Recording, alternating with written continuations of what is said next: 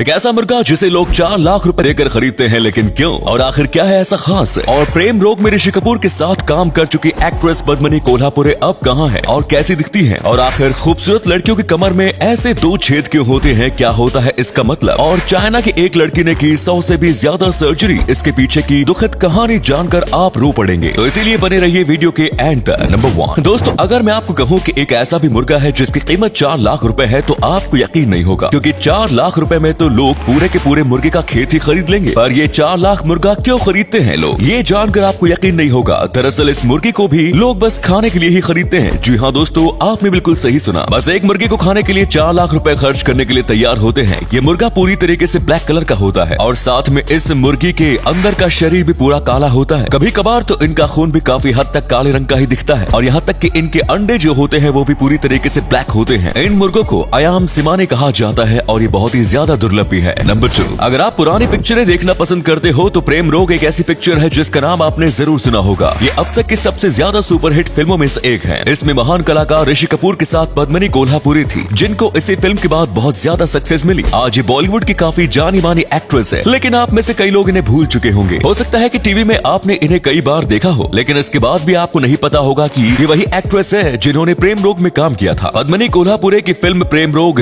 सन 1982 में रिलीज हुई थी और इतने सालों में एक्ट्रेस का लुक पूरा का पूरा बदल गया है। आपको बता दें कि अपने सादगी के लिए जाने जाने वाली एक्ट्रेस पद्मिनी कोल्हापुरे आज भी उतनी फिट नजर आती हैं और आज भी इनके ग्लैमर के लोग दीवाने हैं। नंबर 3 दोस्तों, आपने कई बार लड़कियों के और यहाँ तक कि लड़कों की कमर पर भी ऐसे 2 छेद देखे होंगे। आमतौर पर ऐसी चीज बस फिट लड़कियों की कमर पर ही होती है, लेकिन आखिर ऐसा क्यों? आखिर इन छेद का क्या मतलब होता है? दरअसल देखा जाए तो ये छेद हमारे शरीर के लिए कोई काम के नहीं है। दरअसल हमारे कमर के पास जो हड्डियां होती हैं उनकी वजह से ऐसे छेद बनते हैं, लेकिन किसी भी लड़की या फिर लड़के के कमर पर ऐसे छेद हैं तो उसका मतलब ये होता है कि वो आदमी काफी ज्यादा तंदुरुस्त है और वो बिल्कुल भी ज्यादा वजन वाला या फिर कम वजन वाला नहीं है, यानी कि उसका शरीर परफेक्ट है। और साथ में कई लोग इन होल्स को लकी मानते हैं, यानी कि कहा जाता है कि जिन महिलाओं के कमर पर ये छेद होते हैं वो बेहद खूबसूरत और किस्मत वाली होती है। नंबर 4 जोहू चूना एक ऐसा नाम है जिन्हें चीन की सबसे ज्यादा सर्जरी करने वाली लड़की के तौर पर जाना जाता है और हैरत की बात तो यह है कि इन्होंने 100 से भी ज्यादा सर्जरी बस 16 साल की उम्र में की है। जी हाँ, आपने बिल्कुल सही सुना, लेकिन इनकी कहानी बेहद ही दुखद है। दरअसल ये पहले ऐसी दिखती थी और इनके दोस्त इनका काफी ज्यादा मजाक उड़ाते और इन्हें बदसूरत कहते थे, जबकि ये इतनी बदसूरत थी भी नहीं। वो इनके साथ बहुत बुरा बर्ताव करते थे, इसलिए इसने अपनी पहली सर्जरी करवाई और उस सर्जरी के बाद लोग इनके साथ थोड़ा अच्छा बर्ताव करने लगे। इसके बाद मानो जैसे कि इन्हें सर्जरी करवाने का भूत सवार हो गया। इन्होंने ब्रेस्ट सर्जरी,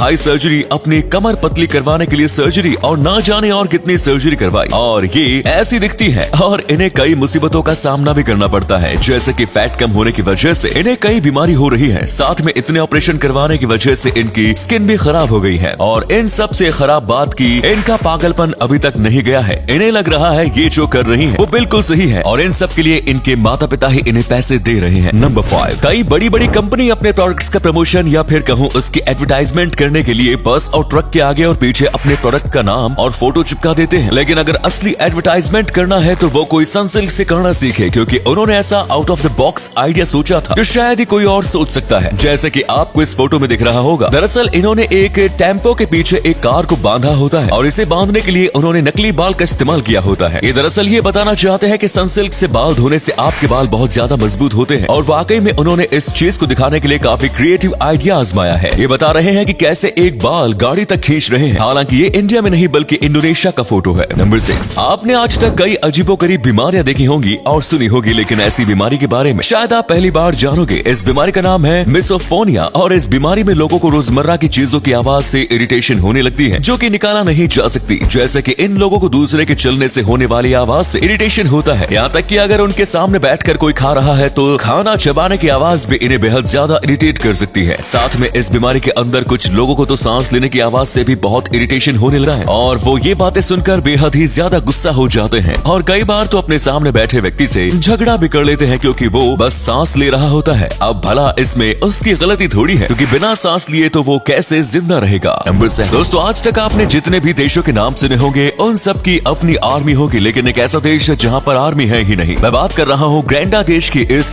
देश में पहले आर्मी हुआ करती थी, लेकिन फिर इस देश के लोगों ने सोचा कि जितना पैसा ये आर्मी में बर्बाद करते हैं, अगर वो देश को विकसित करने में लगाए तो ज्यादा अच्छा होगा। ये बहुत ही ज्यादा छोटा देश है और इस देश की ज्यादातर कमाई टूरिस्ट से होती है, इसीलिए इन्होंने अपने देश से आर्मी ही निकाल दी। ये क्राइम रेट बहुत ही ज्यादा कम है और जो पैसे आर्मी और उनके हथियारों पर लगाते थे, उन्हीं पैसों से इन्होंने अपने देश में बड़े बड़े बीच और कई अलग अलग टूरिस्ट प्लेसेस बनाए हैं और यहाँ पर आज काफी टूरिस्ट भी आते हैं। इनका देश इतनी तरक्की कभी नहीं कर पाता अगर इन्होंने अपनी आर्मी नहीं निकाली होती तो।